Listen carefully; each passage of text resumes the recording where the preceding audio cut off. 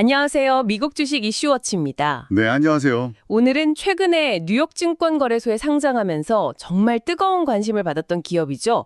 협업 디자인 툴의 강자, 피그마, 티커는 FIG인데 이 피그마 이야기를 좀 해보려고 합니다. 아, 피그마. 네. 워낙 유명하고 또 상장 과정에서도 말이 많았죠. 맞습니다. 그래서 저희가 좀 조사해 보니까 이 피그마가 과연 S&P 500 지수에 편입될 수 있을지에 대한 논의가 굉장히 활발하더라고요. 와, S&P 500 편입이요? 그건 좀 다른 얘기인데요. 그렇죠.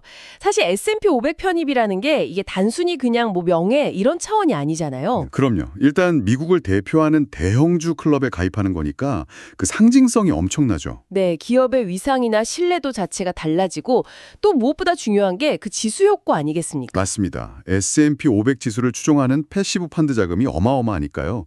편입되면 자동으로 그 자금이 유입되면서 주가에 긍정적인 영향을 줄 수 있죠. 네, 저희가 기억하기로 테슬라 사례가 대표적이었죠. 편입 발표 나고 나서 주가가 정말 크게 움직였던 걸로 기억하는데요. 네, 맞아요. 물론 모든 기업이 테슬라처럼 되는 건 아니지만 분명히 무시할 수 없는 효과죠. 그래서 다들 S&P 500 편입을 기대하는 거고요. 자, 그래서 피그마를 보면 일단 겉으로 드러난 조건들만 보면 꽤 괜찮아 보이거든요. 어떤 면에서요? 일단 미국 기업이고 뉴욕 증권 거래소 NYSE에 상장되어 있고요. 그리고 시가총액 이게 기준이 대략 205억 달러에서 227억 달러 사이라고 하는데 피그마는 지금 380억 달러가 훨씬 넘으니까 네, 시가총액은 기준치를 훌쩍 뛰어넘죠.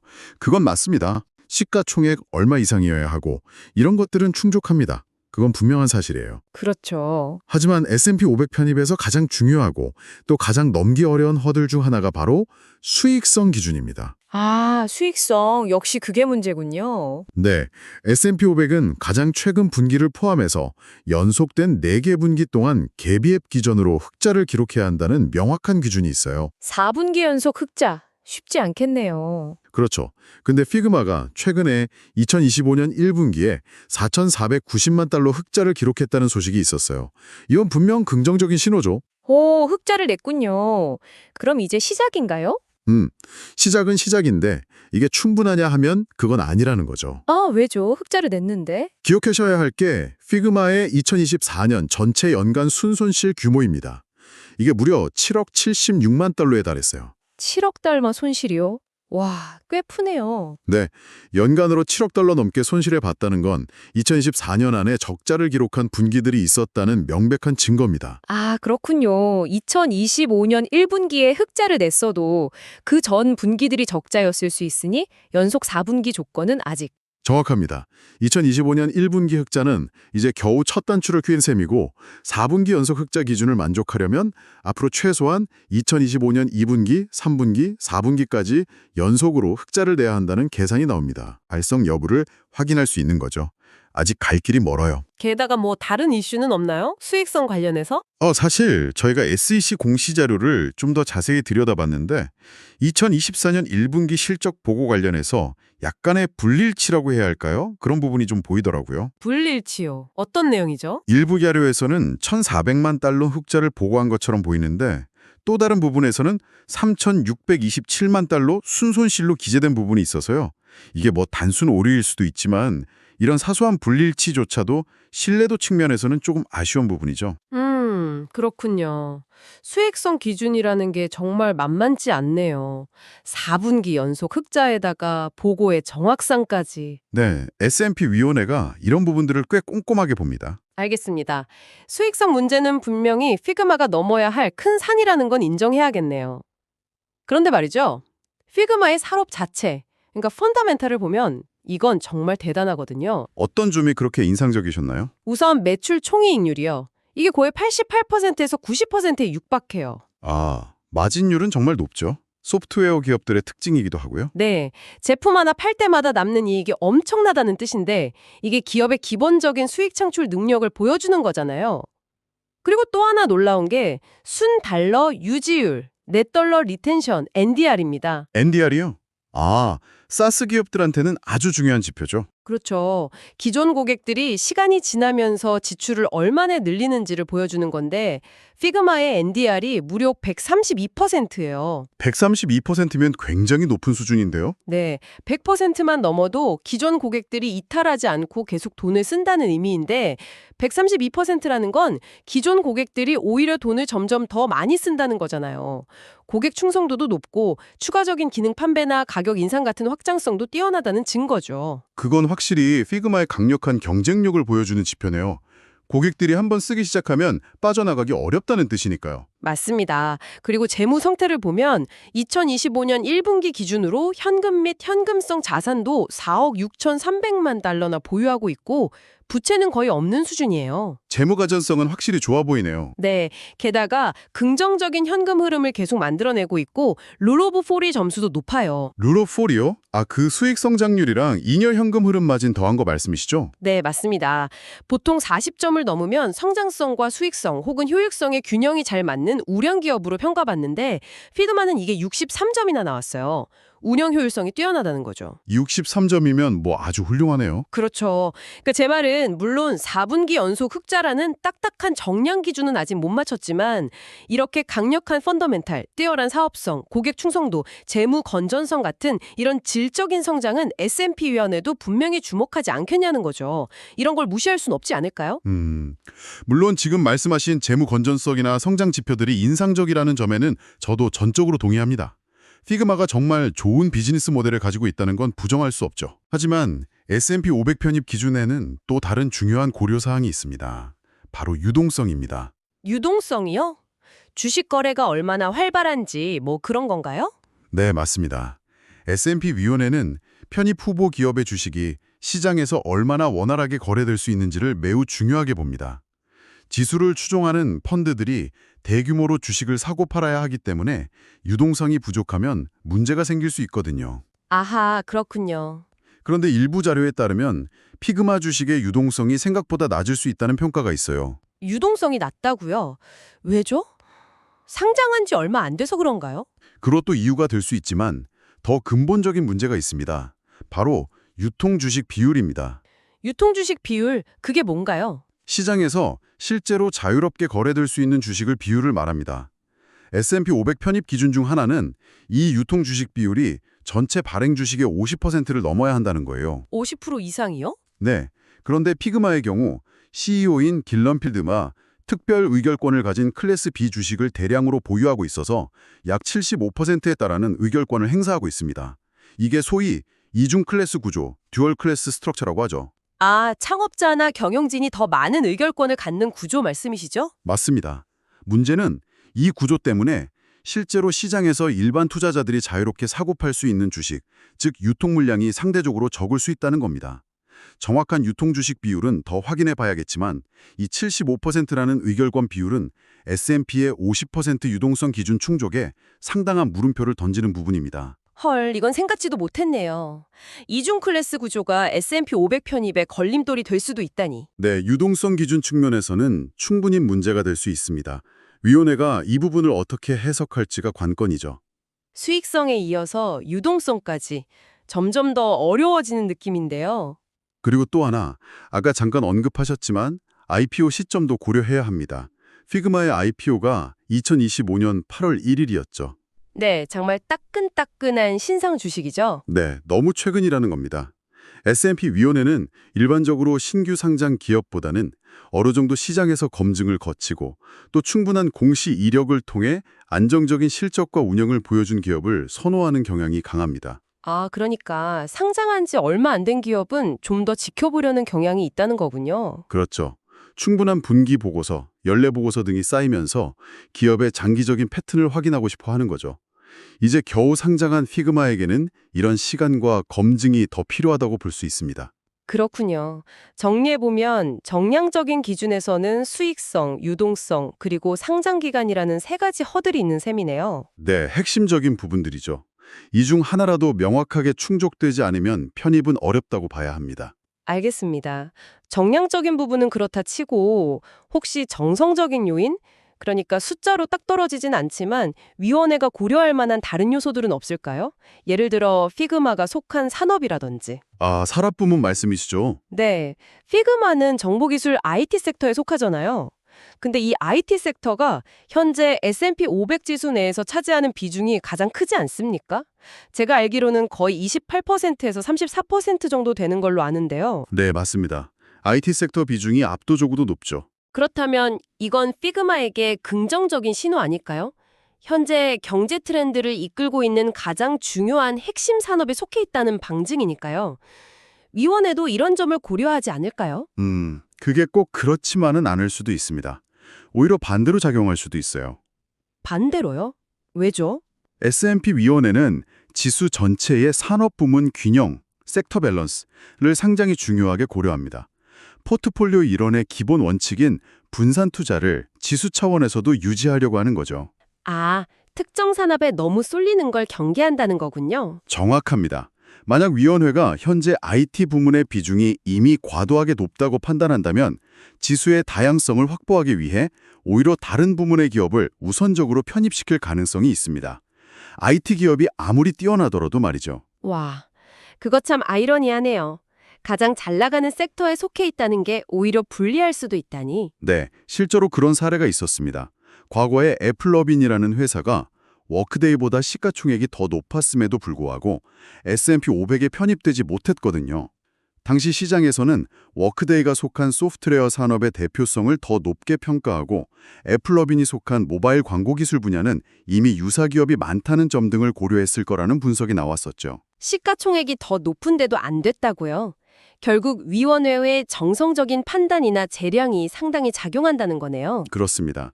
또 다른 예로 쉐니엘 에너지 파트너스 같은 경우도 있어요. 이 회사는 모든 정량적 기준을 다 충족했음에도 불구하고 편입되지 못했습니다. 왜 그랬는지는 정확히 알 수 없지만 위원회의 복합적인 판단이 작용했다는 걸 보여주는 사례죠. 단순히 공식처럼 숫자에 맞춰서 결정되는 게 절대 아닙니다. 듣고 보니 S&P 500 편입이라는 게 정말 쉬운 일이 아니군요. 기준도 까다롭고 위원회의 재량까지. 네, 그래서 예측하기가 더 어렵죠. 그래도 피그마의 시장 내 위상 자체는 무시할 수 없지 않나요? 사용자들 사이에서는 거의 UX 디자인 분야의 독점적 기업이라는 평가까지 받고 강력한 경제적 해자, 이코노믹 모트를 가졌다는 분석도 많잖아요. 네, 해자, 즉 경쟁 우위가 확실하다는 평가가 많죠. 특히 협업 기능에서는 경쟁자를 찾기 어렵다는 이야기가 있고요. 그렇죠. 경쟁사들이 따라오려고 해도 쉽지 않은 기술력과 사용자 기반을 확보했다는 건데 이게 바로 기업의 장기적인 경쟁력을 보여주는 거잖아요. 게다가 포춘 500대 기업의 95%가 피그마를 사용한다는 사실. 이건 정말 대단한 것 같아요. 네, 기업 시장 침투율은 정말 인상적입니다. B2B 사스로서 성공적인 안착을 보여주는 지표죠. 이런 시장에서의 독보적인 지위나 전략적인 중요성 같은 것들은 위원회에서도 긍정적으로 평가하지 않을까요? IT 섹터 비중이 높다는 단점을 상쇄할 만큼의 강점이라고 볼 수도 있지 않을까요? 물론 긍정적인 요인으로 고려될 수는 있습니다. 기업의 질적인 측면, 시장에서의 리더십 등은 분명 중요한 평가 요소 중 하나니까요. 하지만 아까 말씀드린 것처럼 섹터 밸런스나 다른 정량적 기준 미달 같은 명확한 약점이 있다면 이런 정성적인 강점만으로 편입을 장담하기는 어렵습니다. 어디까지나 종합적인 판단이니까요. 알겠습니다. 정성적인 요인도 결국 다른 기준들과 함께 고려한다는 말씀이시군요. 그럼 시장의 반응이나 분위기는 좀 어떤가요? 투자자들이나 사용자들의 기대감 같은 거요? 아, 시장 분위기요? 피그마 IPO 전후로 정말 뜨거웠죠. 네, 맞아요. 특히 레딧 같은 온라인 커뮤니티를 보면 피그마 IPO에 대한 기대감이 엄청났던 걸로 기억해요. 초기 공모가 범위도 수요가 너무 몰려서 상향 조정됐었잖아요. 네, 그랬죠. 그리고 상장 첫날 주가가 공모가 대비 거의 폭등 수준으로 올랐었고요. 시장이 피그마의 성장 잠재력을 얼마나 높게 평가했는지 보여주는 대목이었습니다. 그리고 또 하나 재미있는 게 그 어도비가 피그마를 200억 달러에 인수하려고 했다가 규제 당국 반대로 무산됐잖아요. 네, 그 빅딜이 무산되면서 오히려 피그마의 독립적인 가치가 더 부각된 측면도 있죠. 맞아요. 거대 기업인 어도비가 그 정도 가치를 인정했다는 것 자체가 피그마의 기술력과 시장 지위를 증명하는 셈이니까요. 인수 무산 이후에 오히려 투자자들의 관심이 더 쏠린 것 같기도 하고요. 그런 시각도 충분히 가능합니다. 시장에서는 어도비도 탐냈던 기업이라는 인식이 생겼을 수 있죠. 그리고 피그마가 앞으로 AI 기능을 더 강화하고 또 피그잼 외에 피그마 슬라이즈나 사이츠 같은 새로운 제품 라인으로 확장하려는 전략을 가지고 있잖아요. 이런 미래 성장성에 대한 기대감도 시장 분위기에 긍정적인 영향을 주고 있지 않나요? 네, 제품 확장 전략이나 AI 통합 노력은 분명 미래 성장 동력에 대한 기대를 눕히는 요인입니다. 사용자들이 피그마 생태계 안에서 더 많은 작업을 할 수 있도록 만들려는 노력이니까요. 그렇죠. 이런 긍정적인 시장 분위기나 성장 스토리가 S&P 500 편입에도 조금이나마 도움이 되지 않을까요? 시장의 열기나 기대감은 분명 존재합니다. 하지만 여기서도 좀 균형 잡힌 시각이 필요한데요. 어떤 점을 주의해야 할까요? 우선 IPO 직후에 주가가 폭등했다가도 그 이후에 상당폭 하락하면서 큰 변동성을 보였다는 점을 기억해야 합니다. 시장의 기대가 항상 꾸준히 유지되는 건 아니라는 거죠. 아, 맞아요. 상장 초기의 변동성이 꽤 컸었죠. 네. 그리고 레딧 같은 커뮤니티에서도 마냥 긍정적인 반응만 있었던 건 아닙니다.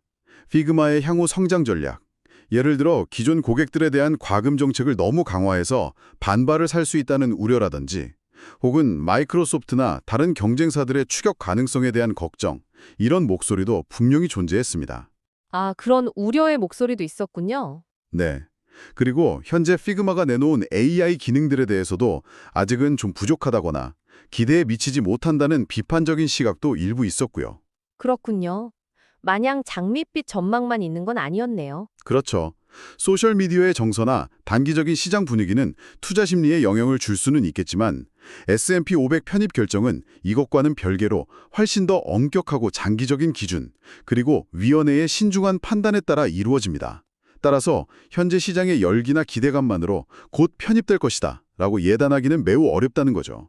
알겠습니다. 시장 분위기는 참고는 하되 편입 결정과는 분리해서 봐야 한다는 말씀이시네요. 네, 그게 더 현실적인 접근입니다. 자, 그럼 지금까지 논의던 내용을 종합적으로 한번 정리해 볼까요? 제가 볼 때 피그마는 정말 강력한 시장 지위를 가지고 있고 특히 디자인 협업 툴 분야에서는 독보적이라고 할 수 있을 것 같아요. 네, 시장에서의 입지는 확실하죠. 그리고 뛰어난 성장성, 아까 말한 NDR 132% 같은 지표들이 그걸 증명하고요. 매출 총이익률도 높고 현금 흐름도 긍정적이고 재무적으로도 탄탄하고 이런 정성적이거나 질적인 강점들은 S&P 500 편입 심사에서도 분명히 긍정적으로 작용할 만한 요인들이라고 생각합니다. 질적인 측면에서의 강점은 분명합니다. 문제는 역시 그 까다로운 정량 기준들이네요. 특히 4분기 연속 흑자라는 이 명확한 기준을 아직 충족하지 못했다는 점. 이게 가장 큰 걸림돌인 것 같습니다. 네, 현재로서는 그게 가장 결정적인 요인이라고 할 수 있습니다. 그리고 아까 지적해주신 유동성 문제, 이중 클래스 구조로 인한 유통주식 비율 충족 여부, 이것도 해결해야 할 과제고 또 상장한 지 얼마 안 돼서 충분한 공시 이력이 쌓일 시간이 필요하다는 점도 있고요. 맞습니다. 그 세 가지가 핵심적인 장애물이죠. 그래서 제 결론은 중장기적으로 갔을 때 피그마가 꾸준히 흑자를 내고 유동성 우려를 해소하고 또 시간이 지나면서 시장에서 충분히 검증받는다면 S&P 500에 편입될 가능성은 충분히 높다고 생각합니다. 다만 그 시기가 언제가 될지는 아직 미지수고 단기적으로는 어렵다는 거죠. 네, 저도 비슷한 생각입니다만 조금 더 보수적으로 봅니다. 현재로서는 4분기 연속 흑자라는 이 결정적인 정량 기준을 충족하지 못하고 있다는 사실이 너무나 명확합니다. 이것만으로도 단기 편입은 사실상 불가능하다고 봐야죠. 그렇죠. 기준 미달이니까요. 네, 거기에 더해서 유동성 문제와 짧은 상장 기간이라는 약점도 분명히 존재하고요.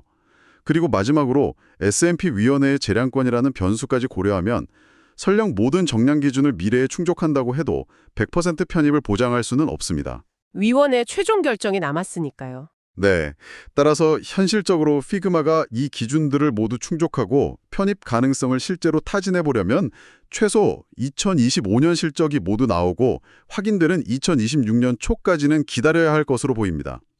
실제 편입은 그 이유가 될 가능성이 훨씬 높고요. 2026년 이후 생각보다 시간이 꽤 걸리겠네요. 네, 그래서 투자 관점에서 볼 때 단순히 S&P 500 편입될 것 같으니 미리 사두자는 식의 접근, 즉 지수 효과만을 노린 투자는 상당히 위험할 수 있다는 점을 강조하고 싶습니다. 아, 편입 기대감만으로 투자하는 건 위험하다. 그렇습니다.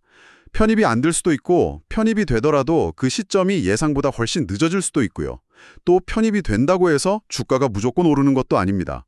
아까 잠깐 언급했던 워크데이 같은 경우 S&P 500 편입 이후에도 한동안 주가가 부진했던 사례도 있거든요. 아, 맞아요. 편입 자체가 주가 상승을 보장하는 건 아니죠. 네.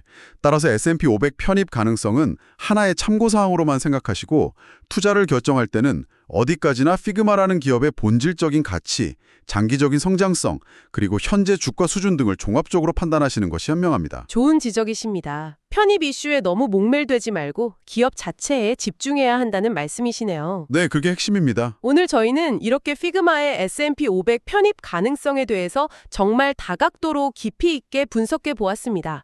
피그마가 정말 강력한 시장 지위와 뛰어난 성장 잠재력을 가진 매력적인 기업인 것은 분명해 보입니다. 네, 기업 자체는 훌륭하죠. 하지만 S&P 500 지수 편입이라는 관점에서 보면 넘어야 할 산이 꽤 많다는 것을 확인할 수 있었습니다.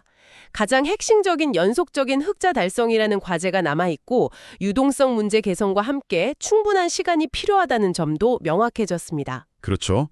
단기적인 기대보다는 좀 더 긴 호흡으로 지켜봐야 할 이슈입니다. 네, 따라서 청취자 여러분께서도 피그마에 관심을 가지고 계시다면 앞으로 발표될 분기별 실적 보고서, 특히 수익성 지표와 유동성 관련 지표들을 꾸준히 주시하시면서 신중하게 판단하시는 것이 좋겠습니다.